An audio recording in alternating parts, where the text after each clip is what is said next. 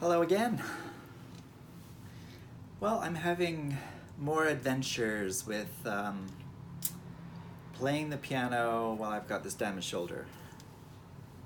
You may not have seen my last video on Facebook, but I came on and I shared about how I had hurt my shoulder and I couldn't really play and had to cancel a couple of performances this weekend. But the fact that I can improvise had me realize, I could still play something if I had to, and I demonstrated that in the video. You can go and watch it. Anyhow, this whole thing has had me thinking about a situation in the past when I had just finished my music degree at UBC. I damaged my right arm. And I was seeing a physiotherapist for it. He was relatively new at the job, and so after a few weeks of seeing him and no improvement, he finally called over a more experienced physiotherapist in the same clinic. And this guy came up to me and he says, "Put your hands like this." And I did. And my right hand was just totally out of line. He says, "Oh, you have a dislocated radius bone."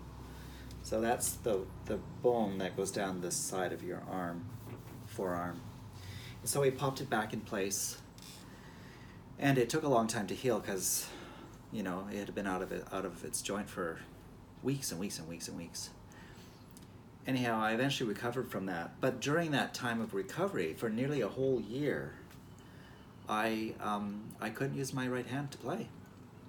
And so what I did, I learned some of the left-hand repertoire. There are pieces of music composed out of there. It's a small body of work where you use just your left hand, and they're phenomenal pieces, like Ravel's left-hand piano concerto. I learned that, and there's this lovely Nocturne by Scriabin that I learned. And in those days, I wasn't doing a lot of improvising, a little composing, but not a lot of it improvising. And I'm just thinking now in this situation, I wish I had been, because it would have just given me so much more joy in making music. So earlier today I was just kind of sitting at the piano and seeing what I could do with just my left hand. So we're gonna see what I can do now. I'm gonna do a little improvisation. I have no idea what's gonna happen. And yeah, let's have our little adventure now.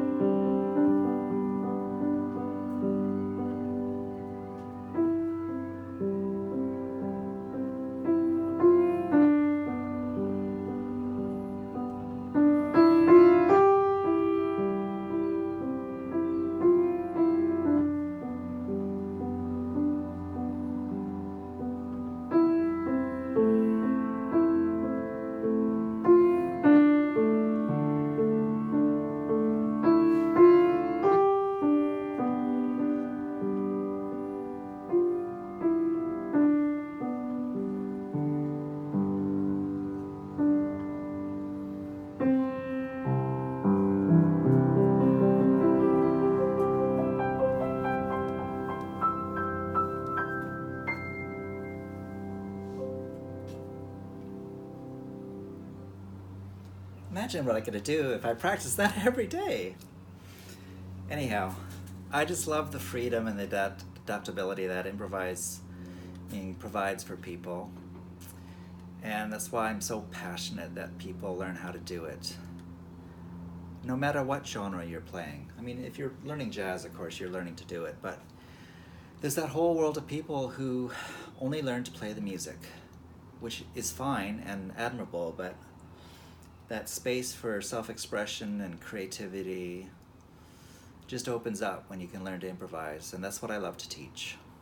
So the fall is coming, and I'm just getting on here to remind people that that's my passion, and if you're someone who wants to learn to play, and you think the idea of learning to improvising would be something that you like, then I might be your guy. Reach out to me and we'll have a conversation and see. I don't teach just improvising. I teach you to read written music and all that as well, but as you can gather, I'm really passionate about the art of improvising. So, yeah, reach me through Facebook. Go to my website under thepiano.ca. My contact information is there as well. And we'll have a conversation. Thanks so much.